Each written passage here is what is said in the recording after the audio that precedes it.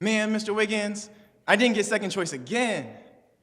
See, this is the second time, third time, fourth time that a few of my students have come up to talk to me right after eating their lunch and telling me how they didn't get second choice that day. A few years ago, I had been wondering about what my role was as a teacher, not just as a teacher, but specifically as a teacher in Kansas City, as a teacher who stood in front of families and students who had a history and background of disenfranchisement. What was my role? What was my job to be their teacher? A few weeks later, after they had told me this issue had happened a few more times, I said, well, you know what? Let's do something about it.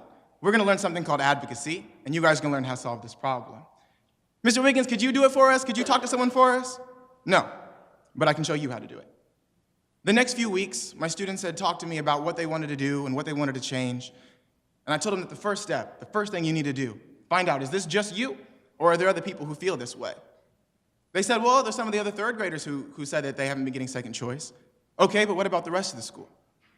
The first thing they did was create a survey and went around to the whole school and surveyed our whole school. They created questions to try to figure out, are you the only ones who feel this way, or is this issue of access one that is affecting other people?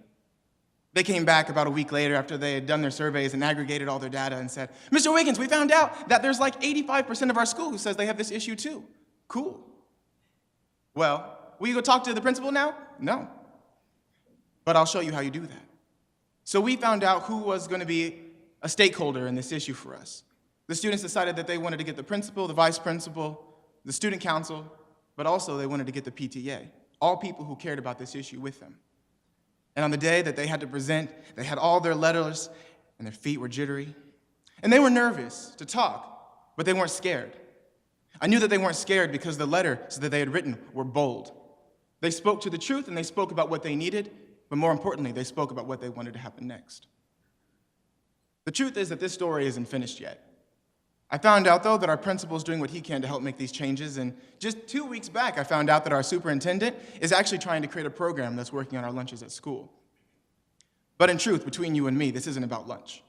It's about our role as educators and how we help students and communities find voice.